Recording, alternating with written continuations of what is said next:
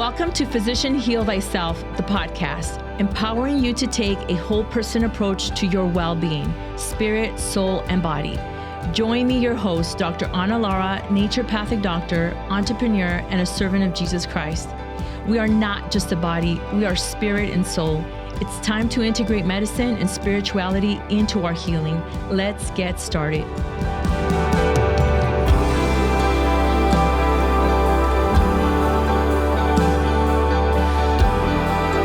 Welcome to Physician Heal Thyself, the podcast. I'm your host, Dr. Ana Lara.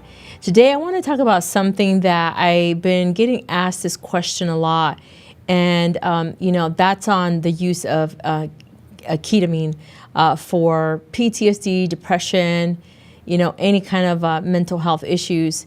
And I just want to remind you that this podcast is designed to talk about, treating the root cause of illness and what are the different options that you have out there. So I'm going to share my opinion.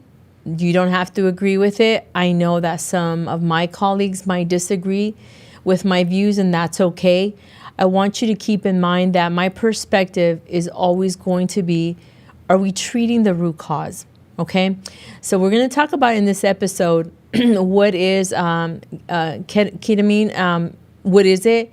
How does it work in the brain? Is it safe? And perhaps what's most important is, are we treating the root cause, or are we just numbing, some deeper wounds there? So let's dive into it. So what is this medication, right? What is this therapeutic? Why is it being so trendy right now on ketamine use?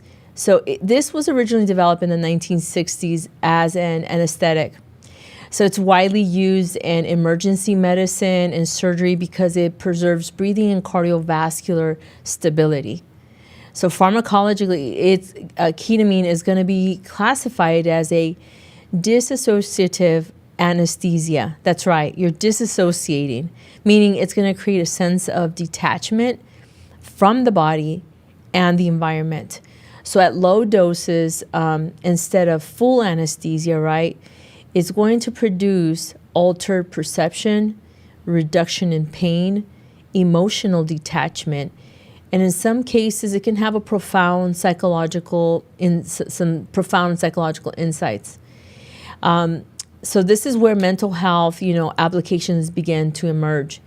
And we see more of these clinics popping up, doctors, whether they're naturopathic, functional, medical doctors that are psychiatrists that are making these recommendations for people who have, depression, PTSD, burnout, so forth. So let's talk about the biochemistry and what's really happening in the brain. So ketamine is going to works very differently from traditional antidepressants. So most antidepressants are going to target things like serotonin, dopamine, or norepinephrine. And ketamine is, however, the primary action is on the glutamate system. And we're going to talk about what that is, because some of you might not know. So this is the brain's main excitatory neurotransmitter. So to simplify this pathway, I'm going to try to simplify this as best as possible, but ketamine is going to block the NMDA receptors. This is a subtype of that glutamate receptor. And so this is going to lead to a surge in glutamate release. And glutamate is the primary excitatory neurotransmitter in the central nervous system, and it's crucial for things like cognitive function, like learning and memory, and it facilitates neuroplasticity and brain development. However, excessive glutamate can cause excitotoxicity, which leads to nerve cell damage and neurodegenerative conditions like Alzheimer's, Parkinson's, and multiple sclerosis. So we don't want to stimulate too much glutamate. And there's even some research on how high levels of glutamate can trigger some cancers to be more aggressive. So that activates this AMP receptors, and these AMP receptors are fast-acting ionotropic glutamate receptors in the central nervous system. I know this is a lot of medical terms, stick with me. But this mediates the majority of rapid excitatory neurotransmission. So they have this effect that regulates the neural synapses, right, to strengthen and the neuroplasticity. So it's going to play a crucial role. What does it mean? It's going to play a crucial role in learning, memory, and neurological diseases, which sounds like a really good thing in modulation. And so then when that increases, we have something called brain-derived neurotropic factor. And this neurotropic factor is a protein that acts as a growth factor that promotes survival, growth, maintenance of neurons, nerve cells, often called like a fertilizer for the brain. And oftentimes there's supplements I use in my office that have this brain-derived neurotropic factor to help with memory and concentration. So it's going to be vital for that neuroplasticity of the brain, which is going to enhance learning and memory, right? In particular, it's going to have the impact in the hippocampus, the cortex, and the basal forebrain. So this results in something called synaptogenesis, which is a formation of new neural connections. So all of this sounds great. And there's some positives and some negatives to this, and we're going to talk about that. So in plain terms, ketamine is going to help the brain to rewire itself quickly, right? Especially in areas affected with chronic stress and depression. And this is why people often report relief within hours to days compared to weeks with SSRIs. So what is it used for? Historically, I've mentioned for anesthesia, pain management, emergency medicine, but more recently, we're seeing the treatment being used for treatment-resistant depression. That means you've tried a lot of antidepressants and it hasn't worked. So now they want you to do ketamine treatments. People who have PTSD, anxiety, suicidal ideation, or any chronic pain syndromes. So this is also an FDA-approved there's an FDA-approved nasal spray for it that can help with depression. So why is ketamine so trendy in mental health right now? And I want to share these 4 points with you of what are the reasons. One is the rapid relief that people get, so patients feel better within hours. This is revolutionary compared to traditional treatments, right? Second is treatment-resistant cases, so people who've tried multiple medications, they've had no success. Excuse me. Then they turn to something like ketamine use. Then you have your burnout epidemic. Now, especially among physicians or high-achieving professionals, this is something that, people are turning to as a way for relief. And of course, the fourth one is we have this psychedelic renaissance right now that everything seems to be, a lot of people are turning to the use of psychedelics and how that can help with mental health. So ketamine use is just a broader resurgence of interest similar to psychedelic assisted therapies. So now let's talk about the effects. What do patients actually experience? So experiences are gonna be a wide variety of experiences that people can go through. But some of the common things that people can experience on ketamine use is this feeling outside of your body, which we call disassociation, which I don't, as a physician, I don't think that's what we should be aiming for. That's just my opinion. People can experience visual and sensory distortions. I mean, I don't know about you, but that's not something I would, care to experience. There are some cases where people will emotionally release, and that is a positive thing, right? Some people are stuck because of, severe complex PTSD. And so this might be a good way for people to emotionally release. And then, there could be a sense of reset or clarity after a treatment. So some good, some not so good, commonly experiences that people report. Some describe it as seeing their thoughts from a distance instead of being trapped inside of them. And so, like I said, that's something to really ponder on. What does this mean to see your thoughts from a distance? Is it that you're removing yourself from the experience of the emotions, the feelings that you have, the thoughts that you have, instead of those just being stuck within you? And is there, this psychological distancing can be therapeutic, but it can be very disorienting for some people. So let's talk about if ketamine use is safe. There's a little bit of a nuance here, and this is some things that we need to really take seriously into account. So in a controlled medical setting, meaning this person, this physician, not just a nurse administering, but the people behind this need to be well trained and have a plan in place. So, some things that you want to make sure is that there's a general considered safety, protocol in place for you. That they're monitoring the doses. I always say it's easier to start lower and work your way up. Or the doctors, the physicians screening for contraindications. Is this the right therapy for you? And understand the potential risk. It can increase blood pressure. It can this disassociation, cause disassociation and confusion, dependency with repeated use. You can create a dependency on it. And even if it's not an addicting, substance, the dependency on it is, it creates this running away from actually healing and just using something as a Band-Aid. It can cause bladder toxicity with long-term use. So that's something to really take into account. And of course, there's the cognitive effects that we talked about earlier. So ketamine is not risk-free, especially outside of supervised care. So we need to make sure that people know what they're doing before they get into these therapies.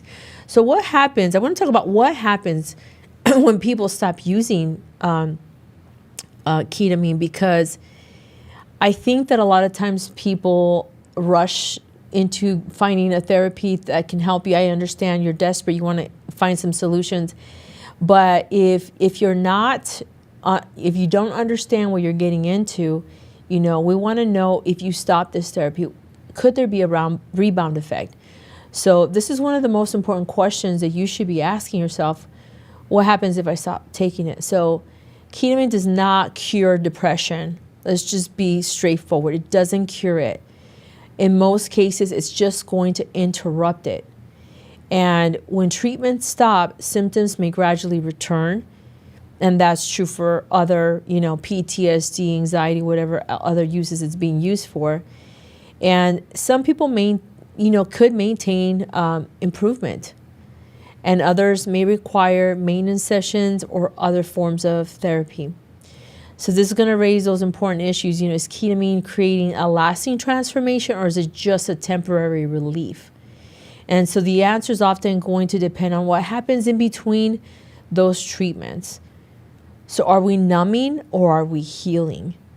Because ketamine can open emotional pathways, reduce rigid thought patterns, create a window for change. And there are some people that are very stuck, right, that this could be beneficial for them. But it does not automatically resolve the trauma, the chronic stress patterns, the lifestyle imbalances, and any existential, dissatisfaction that you have in your life. Those things are going to remain. So if ketamine is used without integration of other therapies, it can become just another escape, another dependency, another way to avoid doing the deeper work. So, but when it's used with intention, when you pair it up with a good therapy, a therapist, getting the psychological help, when you are doing your own reflections and implementing change in your life, when you're doing the lifestyle changes, the dietary changes, making sure hormones and everything else, nutrients are in balance, right? That you're sleeping well, exercise, all of those things that we talk about on this podcast, you still have to do those things. This can be a powerful catalyst, but if most people, is what I see, is if they think they're just going to go get this IV treatment and they're going to be good, because that's how they're being administered. It's an IV, ketamine IV. If that's all you're doing in hopes that it's going to resolve all your problems, it's not. And it's only going to honestly make a bigger problem for you. So let's talk about some natural alternatives to the mental health part of it, because ketamine can represent a fast-acting intervention, but natural approaches are going to represent that foundational healing for you. So here are some 7 things to do, to consider doing as part of the healing. And it's nothing new that I've talked about, right? Sleep optimization is very important. Movement. So the reason exercise is really important because it increases that brain-derived neurotropic factor we talked about, that molecule, that ketamine boost. Exercise will do that naturally without taking any substance. And of course, when we sleep, there's a lot of things that our brain is regenerating, restoring our brain. So it's very important. Nutrition, making sure you're having those whole foods, omega-3 stabilizing those blood sugars and cholesterol. 4, mindful meditation, just mindfulness practices, right? And meditation can help reshape those neural pathways over time. And that's the key thing, is the practice reshapes those neural pathways over time. It doesn't happen overnight. You got to give it time. Trauma-informed therapy is the 5th one. You can address those root causes to suppressing symptoms. Look, everyone has something that they've gone through in their life, and sometimes we just need to shine light on it and make those changes, right? 6 is social connection, and 7 is purpose and meaning. Sometimes we need to just really dig deep down and find out, what is my purpose in life? What am I here to do? And start making the necessary changes to align with that. Now, I get it that some people have professions where they're seeing a lot. And I won't go into detail, but people are seeing a lot. And can you imagine the ER doctor, the ER nurse that constantly sees people in just very difficult, health outcomes, people dying, people fighting for their life, right? That can be very devastating over time. It could create a huge stress response. So, can ketamine, IV therapies help here and there for people? Yeah. But I think there needs to be an outlet to have conversation and deeper healing on those wounds. And let's not forget about childhood traumas as well. Sometimes we think, oh, that happened 20, 30, 40 years ago. I'm over that. But if you've never done the healing work, you might be responding to stressors in your life now because of how you dealt with issues when you were young. So, let's talk about what physicians and patients need to know. So ketamine is not a miracle at all, and it's not a menace. It's a tool, just like anything else that's in the medical industry. And this tool, the value is going to depend on how you use it, who's using it, how much, how's the frequency, right, of you using this, and whether you're, integrating, if you're really looking at the larger picture of healing. So you still have to, zoom out and take a look at the big picture and find out where's this really coming from. And so if you're considering using ketamine, what I ask is that you need to ask the doctor, what is the long-term plan? Do they have a plan?